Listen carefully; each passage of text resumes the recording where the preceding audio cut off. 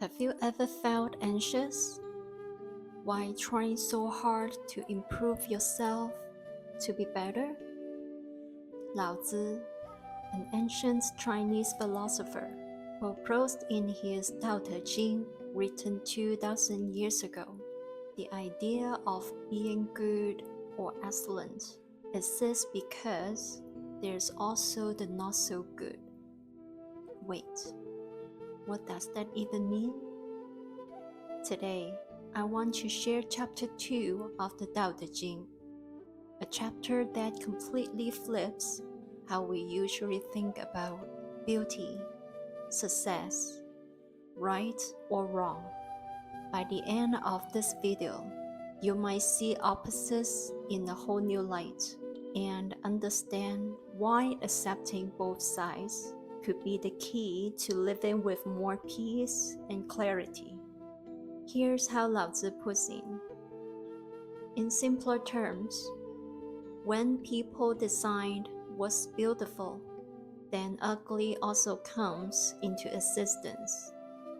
When we define what's good, we automatically create the idea of bad. Everything in life exists in contrast.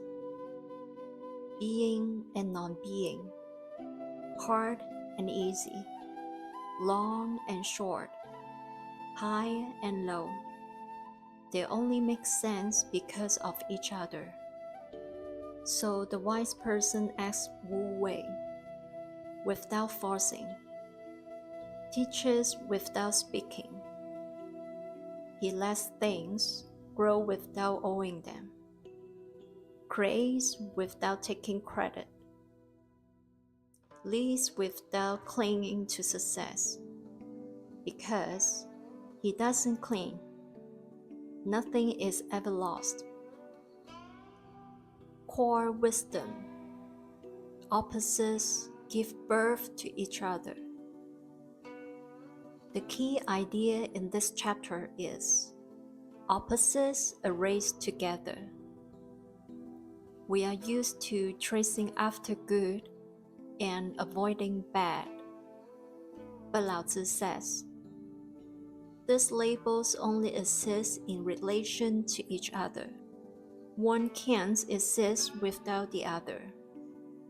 Let me give you a few samples. Success and failure. If no one ever failed, would success even mean anything? It's only after we have struggled and stumbled that success truly feels meaningful. Beauty and ugliness.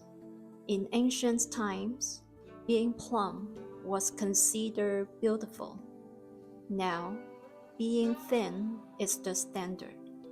So, what's beautiful changes with time and culture. There's no permanent truth. Perfection and imperfection. Many of us stress out on trying to be perfect. But if imperfection didn't exist, how would we even know what perfect is? The more we try to eliminate flaws, the more we get trapped by the idea of perfection. Laozi isn't saying we should stop appreciating beauty or kindness. He is simply reminding us, don't cling to these labels. They are like two sides of one coin. You can't separate them. What is Wu Wei and teaching without words? Laozi then brings up two important ideas, Wu Wei and teaching without words. A lot of people misunderstand Wu Wei as doing nothing, but it really means acting in harmony with nature, without force or struggle. Here's how it shows up in everyday life. In the workplace, if a boss micromanages everything, it creates tension. But if he delegates based on people's strengths and let them work freely, things get done even better. That's Wu Wei leadership. Lead by letting go. Emotional well-being. When we force ourselves to be happy, We often end up suppressing sadness, but if we allow emotions to come and go without judgment, we feel more balanced, more free. Raising kids. Instead of constantly saying, be good or listen to me, just model the behavior yourself. When kids see the way you act, then they learn your way. That's teaching without words. This chapter isn't about giving up on improvement.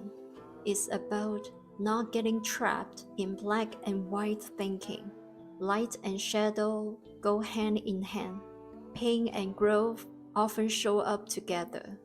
True freedom starts with embracing both sides and flowing with life, not fighting it. If you enjoy learning how Taoist wisdom connects to real life, don't forget to subscribe. Next time, we will dive into chapter 3 of the Tao Te Ching. See you there.